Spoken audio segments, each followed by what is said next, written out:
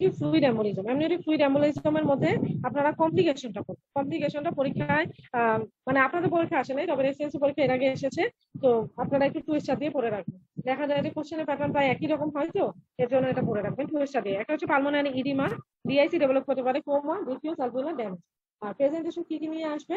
Present হচ্ছে শ্বাসকষ্ট হবে, তখন হচ্ছে দেখা যাবে আমরা পেরিফেরাল সাইনোসিস পাবো, পালমোনারি হাইপারটেনশন পাবো, সাথে কি হেডেক এন্ড সিজার পাবো।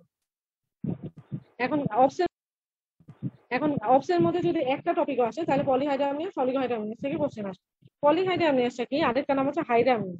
এটা ইনফিনিটি স্টাডি করতে হবে এই দুটোতে। পলিহাইড্রামিয়াস কি, যে লাইকারের পরিমাণ 2000 ml এর বেশি হবে।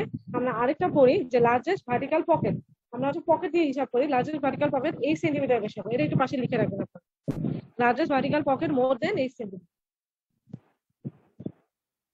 আচ্ছা, এখন আমরা কজগুলো পড়ি। কজগুলো দেখি কিছু বাচ্চার কজ হবে, কিছু মায়ের কজ হয়। ঠিক আছে, ডায়াবেটিস হলে কি পলিহাইড্রামিয়াস হয়। একইভাবে মায়ের যদি হাইপার টেনশন হয় তাহলে কি অলিগোহাইড্রামিয়াস হবে। এগুলো একটু আলাদা করে কম্পারিজন করে পড়ার চেষ্টা করবো।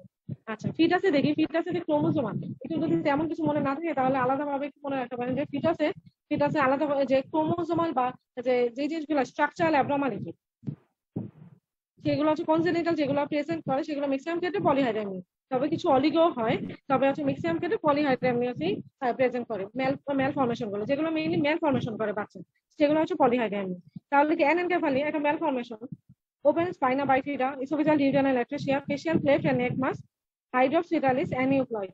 আচ্ছা, তাহলে কি ফিটাসের যে মেল ফর্মেশন গুলো প্রেজেন্ট করে সেগুলোতে কিন্তু পলিহাইড্রামিয়াস হয়। প্লাসেন্টা হচ্ছে কোরিও এনজিওমা, মাল্টিপল প্রেগন্যান্সির ক্ষেত্রে পলিহাইড্রামিয়াস হয়। ম্যাটারনাল কজ কি diabetes mellitus, cardiac disease, renal disease. একটা আলাদা করে আপনারা মার্ক করে রাখবেন, দেখবেন যে অলিগোহাইড্রামিয়াস হচ্ছে বাচ্চার যদি রেনাল ডিজিজ হয় তাহলে অলিগোহাইড্রামিয়াস হবে, আর যদি মায়ের রেনাল ডিজিজ হয় তাহলে সেটা কি হবে, পলিহাইড্রামিয়াস। এটা আলাদা করে একটু মার্ক করে রাখবেন আপনারা। এখানে ফিটাল কজের মধ্যে আলাদা করে যে কার্ডিয়াক ডিজিজ, রেনাল ডিজিজ, একটা আলাদা করে আপনারা মার্ক করে রাখবেন, দেখবেন যে অলিগোহাইড্রামিয়াস হচ্ছে বাচ্চার যদি রেনাল ডিজিজ হয় তাহলে অলিগোহাইড্রামিয়াস হবে, আর যদি মায়ের রেনাল ডিজিজ হয় তাহলে সেটা কি হবে, পলিহাইড্রামিয়াস। এটা আলাদা করে একটু মার্ক করে রাখবেন আপনারা। এখানে ফিটাল কজের মধ্যে রেনাল রেনাল এজেন্সিস, এটা আলাদা বলা হচ্ছে বাচ্চার যে রেনাল এজেন্সি সেগুলো অলিগোহাইড্রামিয়াস। আচ্ছা, ফিটাল ক্রোমোজোমাল স্ট্রাকচার অ্যানোমালি, এটা আপনারা বলতে পারেন যে আপু আপনি তো একটু আগে বললেন যে বাচ্চার সমস্যাগুলো ম্যাক্সিমাম। হ্যাঁ, বাচ্চার সমস্যাগুলো ম্যাক্সিমাম যেগুলো মেল ফর্মেশন করে সেগুলো হচ্ছে পলি। আর এমনি হচ্ছে গিয়ে যে ক্রোমোজোমাল স্ট্রাকচার অ্যানোমালির মধ্যে কিছু ক্ষেত্রে অলিগো হতে পারে, যেমন এই যে রেনাল আছে এটার মধ্যে অলিগো হয়, অবস্ট্রাকটিভ এরোবিক্স অলিগো হয়। আচ্ছা, ম্যাটারনাল ডিজিজ দেখি হাইপারটেনশন বা ইউটেরাল প্লাসেন্টা ইনসাফিসিয়েন্সি, মানে প্লাসেন্টার মধ্যে দেখা যাবে যে মানে সার্কুলেশন কম হচ্ছে, সেক্ষেত্রে অলিগো হবে। মায়ের যদি ডিহাইড্রেশন হয়, আর ইডিওপ্যাথি। আপনাদের যদি বলে মোস্ট কমন কজ কি, তাহলে দুটাতেই হবে ইডিওপ্যাথি কজ।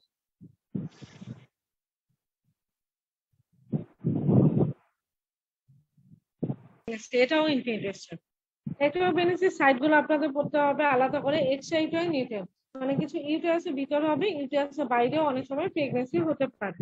আচ্ছা, পেশেন্ট প্রোফাইল আমরা কি পাবো, নর্মালি কি বলি যে এটা শর্ট পিরিয়ড অফ ফ্যামিলিয়ার একটা হিস্ট্রি থাকবে, দেখা যাবে 8 থেকে 12 সপ্তাহ একটা হিস্ট্রি আছে, হঠাৎ করে ব্লিডিং শুরু হবে এবং এক্সেসিভ পেইন হবে। এখানে মোস্ট ইম্পর্টেন্ট ফিচার হচ্ছে পেইন। পেইন থাকবে একদম, ম্যাক্সিমাম ক্ষেত্রে পেইন থাকে, 100% পেশেন্টের ক্ষেত্রে পেইন থাকবে। তারপরে শর্ট পিরিয়ড অফ অ্যামিনুরিয়া, আর ঠিকই ভ্যাজানাল ব্লিডিং এর হিস্ট্রি থাকবে। রিস্ক ফ্যাক্টর ইনফিনিটেশন, রিস্ক ফ্যাক্টরটা আপনারা একটু দাগান, আমি মানে সিরিয়াল অনুযায়ী বলি তাহলে মনে রাখতে সুবিধা হবে। একটা হচ্ছে history of PID, 1 number history of infertility, tubal ligation, tubal endometriosis. 2 number হচ্ছে ইনফার্টিলিটি,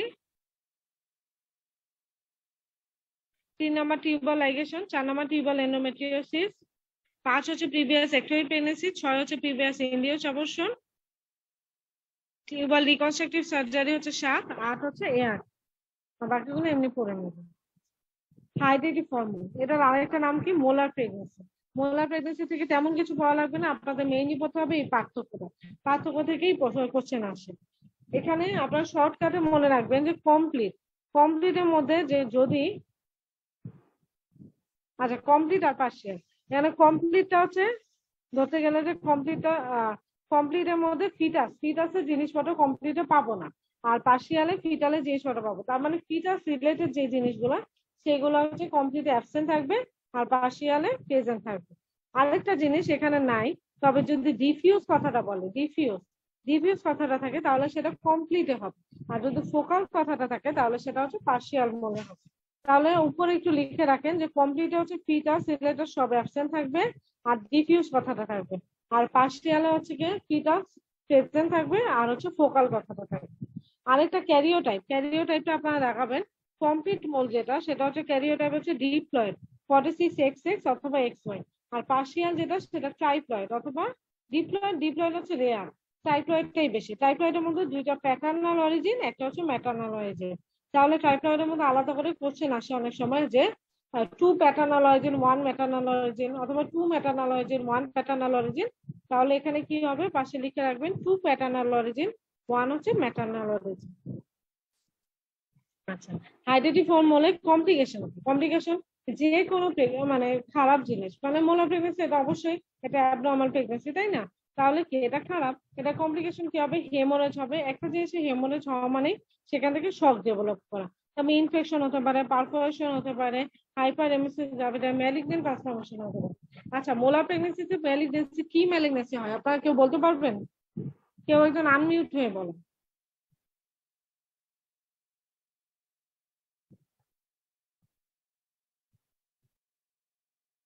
কি হয়, কোরিও কার্সিনোমা হয়, 25% ক্ষেত্রে কোরিও কার্সিনোমা ডেভেলপ করতে পারে। ঠিক আছে, তাহলে মোলার প্রেগনেন্সি থেকেও ক্যান্সার ডেভেলপ করতে পারে। এখন আমরা আসি প্রেগনেন্সিতে ওয়েট গেইন নিয়ে কোশ্চেন এর আগে আসছে আপনাদের, মানে গত বছর আসেনি, তার আগের বছর, আগের 2-1 বছরের মধ্যে এসেছে। তাহলে এটা আপনাদের ইম্পর্টেন্ট, এই বছর আসতে পারে, এটা 3 স্টার দিয়ে পড়বে। আচ্ছা, রিপ্রোডাক্টিভ ওয়েট গেইন কি 6 কেজি। 6 কেজিতে আমরা পড়ে দেখি ফিটাস হচ্ছে 3.3 কেজি, আর বাকিগুলো আমি মানে সহজভাবে একটু মনে রাখার চেষ্টা করেছি, যেমন বিপিএল ইউ এইভাবে মনে রাখি, সবগুলো 0.2 করে বাড়বে। যেমন বিতে হচ্ছে ব্রেস্ট 0.4, পিতে প্লাসেন্টা 0.6, এলে হচ্ছে লাইকার 0.8, আর ইউতে হচ্ছে ইউটেরাস 0.9। আর আলাদা করে মনে রাখতে হবে কি, ফিটাস হচ্ছে 3.3 কেজি আর ফ্যাট অ্যাকুমুলেশন হবে 3.5 কেজি। আর ম্যাটার্নাল ওয়েট গেইন হতো 6 কেজি। 6 কেজির মধ্যে কি ব্লাড ভলিউম বাড়বে, এক্সট্রাসেলুলার ফ্লুইড বাড়বে। Blood volume 1.2 KG, extracellular fluid বাড়বে 1.3 কেজি। আচ্ছা, এখানে একটা ইম্পর্টেন্ট জিনিস আপনাদের পড়তে হবে যে প্রেগনেন্সিতে কি কি চেঞ্জ আসে। এটা হচ্ছে গিয়ে রেসপিরেটরি ক্লিনিক্যাল থেকে আপনাদের গত বছরই একটা কোশ্চেন এসেছে, কোশ্চেনটা এসেছে কমপ্লিকেশন থেকে, আর রিস্ক ফ্যাক্টর আসে, মানে প্রি-এক্লাম্পসিয়া থেকে 2টা কোশ্চেন আসছে এই বছরই, মানে লাস্ট যে কোশ্চেন পরীক্ষাটা হলো সেটাতে। আচ্ছা, তাহলে দেখি প্রি-এক্লাম্পসিয়া মানে কি। প্রি-এক্লাম্পসিয়া জিনিসটা হচ্ছে যে একটা মাল্টি সিস্টেম ডিসঅর্ডার, একটা প্রেগনেন্ট ওমেনের ক্ষেত্রে ব্লাড প্রেশারটা 140/90 মিলিমিটার অফ মার্কারি অথবা তার বেশি হবে, সাথে কি থাকবে, প্রোটিন ইউরিয়া। আর কবে হবে, 20 সপ্তাহের পরে। তাহলে 20 সপ্তাহের আগে যদি হয় তাহলে কিন্তু আমরা প্রি-এক্লাম্পসিয়া বলবো না। আচ্ছা, তাহলে কি কি থেকে কোশ্চেন এসেছে, রিস্ক ফ্যাক্টর থেকে কোশ্চেন এসেছে আর কমপ্লিকেশন। আমরা রিস্ক ফ্যাক্টরটা পড়ি। রিস্ক ফ্যাক্টরটা কি, ও আচ্ছা, এটা হচ্ছে ইনফিনিটি স্টার দিয়ে পড়তে হবে, আর এর আগের গুলো বলি না, এগুলো হচ্ছে 3 স্টার দিয়ে পড়তে হবে। আচ্ছা, প্রিক্লাম্পসিয়া যে প্রিক্লাম্পসিয়া দেখি আমরা রিস্ক ফ্যাক্টরটা কি, প্রাইমারি গ্রাভিটা কি ইয়াং হতে পারে, এলডারলি হতে পারে, ফ্যামিলি হিস্ট্রি অফ হাইপারটেনশন, প্রিক্লাম্পসিয়া। এখানে ভুল হয় কোথায় আমি বলি, ডায়াবেটিস। আমরা ভাবি প্রিক্লাম্পসিয়া মানে কি, প্রেশার বেড়ে যাওয়া, তাহলে ডায়াবেটিস কখনোই রিস্ক ফ্যাক্টর হবে না, তাহলে এটা কি ভুল। তাহলে হবে কি, ডায়াবেটিস এটা একটা রিস্ক ফ্যাক্টর, মোলার প্রেগনেন্সি এটাও রিস্ক ফ্যাক্টর, টুইন প্রেগনেন্সি এটাও রিস্ক ফ্যাক্টর। প্লাসেন্টা ইস্কেমিয়া হলে সেটাও প্রি-এক্লাম্পসিয়া ডেভেলপ করতে পারে। নিউ প্যাটার্নিটি, থ্রোম্বোফিলিয়া, যেমন antiphospholipid antibody syndrome, protein C and J deficiency, factor 5 latent. ঠিক আছে, তাহলে কি রিস্ক ফ্যাক্টর থেকে লাস্ট টাইম যেহেতু কোশ্চেন এসেছে এটা ভালোভাবে পড়তে হবে। প্রি-এক্লাম্পসিয়া পুরো টপিকটাই আপনাদের ভালোভাবে পড়তে হবে। কমপ্লিকেশন কি, মায়ের কিছু কমপ্লিকেশন হবে, কিছু হচ্ছে গিয়ে বাচ্চার কমপ্লিকেশন হবে। বাচ্চার কমপ্লিকেশনের মধ্যে দেখি আমরা প্রি-এক্লাম্পসিয়া থেকে ম্যাক্সিমাম ক্ষেত্রে কি আইইউডি হয়ে যেতে পারে, অথবা আইইউজিআর হয়, বা অ্যাসফিক্সিয়া ডেভেলপ করে। আর মায়ের ক্ষেত্রে কি, মায়ের হচ্ছে প্রেগনেন্সিতে এক্লাম্পসিয়া ডেভেলপ করতে পারে, অ্যান্টিপার্টাম হেমোরেজ হতে পারে, রেনালের উপর এফেক্ট করতে পারে, হেলথ সিন্ড্রোম ডেভেলপ করতে পারে। আর লেবারের সময় এক্লাম্পসিয়া মেইনলি হচ্ছে কি, প্রি এক্লাম্পসিয়া থেকে এক্লাম্পসিয়া ডেভেলপ করতে পারে। পিউপেরিয়ামে কি হবে, পিউপেরাল সেপসিস ডেভেলপ করতে পারে, শক ডেভেলপ করতে পারে। হেল্প সিনোড, হেল্প সিনোড থেকে আপনাদের কিছু পড়া লাগবে না। হেল্প মানে কি সেটা বললেই হবে। হেল্প মানে হচ্ছে হিমোলাইসিস, এলিভেটেড লিভার এনজাইম আর লো প্লাটেলেট কাউন্ট। তাহলে কি, haemolysis, elevated liver enzyme, low platelet count. Gestational diabetes mellitus, gestational diabetes mellitus এটা 3 স্টার দিয়ে করতে হবে। এটা হচ্ছে রিস্ক ফ্যাক্টরটা পড়বেন, আর ফিটাসের উপর কি এফেক্ট করে সেটা হচ্ছে 3 স্টার দিয়ে পড়বেন। আর কমপ্লিকেশনটা আপনারা 2 স্টার দিয়ে পড়তে পারেন। তাহলে আমরা দেখি জিডিএমএন রিস্ক ফ্যাক্টর গুলো কি কি।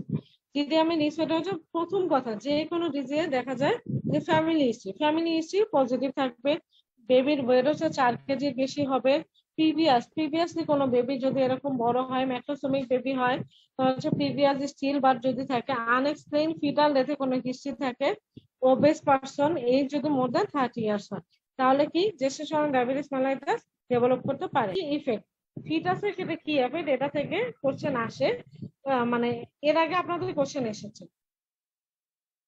তাহলে কি কি, এটা হাইপোর জায়গায় হাইপার দিয়ে দিতে পারে, যেমন হাইপোগ্লাইসেমিয়া, হাইপোক্যালসেমিয়া, হাইপোম্যাগনেসিমিয়া, এই তিনটা পরপর করতে হবে। Hypoglycaemia, hypocalcaemia, হাইপোম্যাগনেসিমিয়া।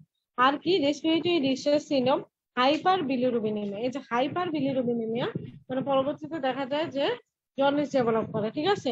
তাহলে হাইপার বিলিরুবিনেমিয়া, কার্ডিওমায়োপ্যাথি। তাহলে হাইপোগ্লাইসেমিয়া, হাইপোক্যালসেমিয়া, হাইপোম্যাগনেসিমিয়া।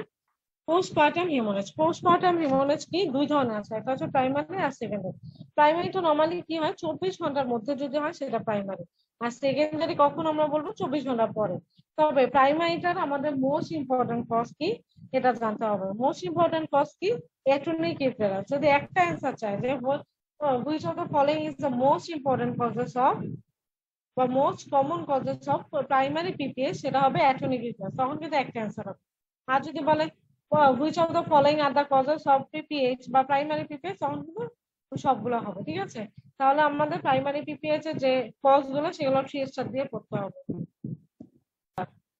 সেকেন্ডারি পিপিএইচ এর মোস্ট কমন কজ কি, রিটেন প্লাসেন্টা। দেখা যায় যে হোম ডেলিভারি হয় বা গ্রামের দিকে যে ডেলিভারি গুলো হয়, প্লাসেন্টার একটা অংশ রয়ে যায়, সেসব ক্ষেত্রে এই পিপিএস নিয়ে আসে।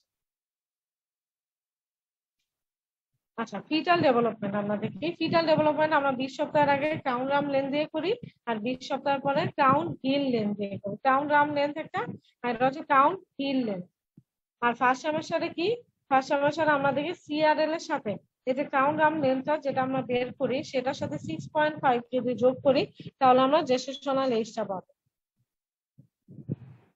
ফার্স্ট সেমেস্টার হচ্ছে সিআরএল টা মোস্ট অ্যাকুরেট, আর হচ্ছে এই লাইনটাই পড়তে হবে। আর হচ্ছে এখানে আপনারা মেইনলি পড়বেন, লেনটা পড়বেন, আর হচ্ছে সিআরএল টা যে মোস্ট ইম্পর্টেন্ট ফার্স্ট সেমেস্টারে সেটা পড়বেন। আর আরেকটা লাইন পড়বেন যে সিআরএল এর সাথে 6.5 যোগ করলে যে জেস্টেশনাল এজ পাওয়া যায় উইকসে, সেটা। আচ্ছা, ইনফিনিটি স্টার, ইনফিনিটি স্টার দিয়ে এই টপিকটা পড়তে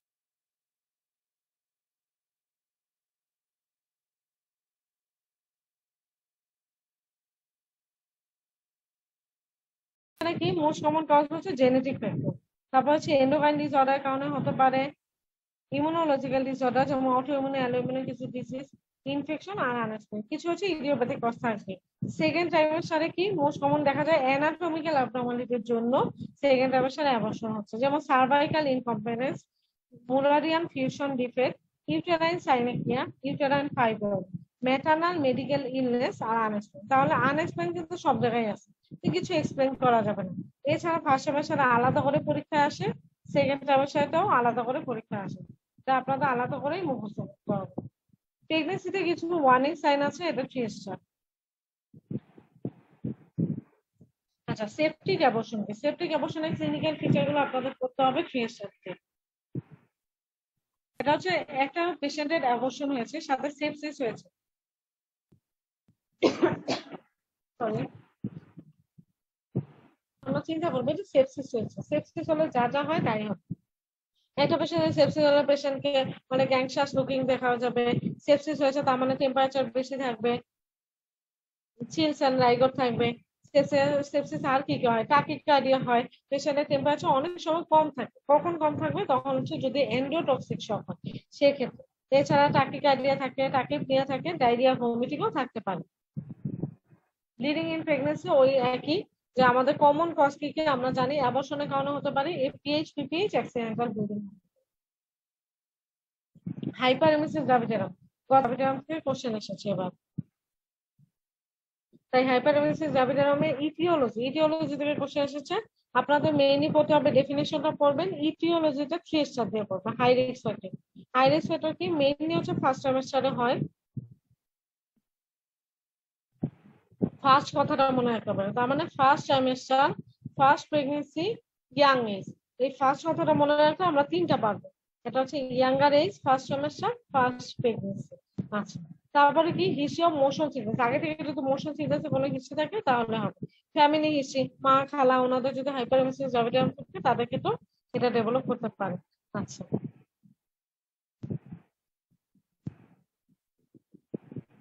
চেষ্টা করতে হবে আপনাদের, বায়োকেমিক্যাল চেষ্টা করতে হবে।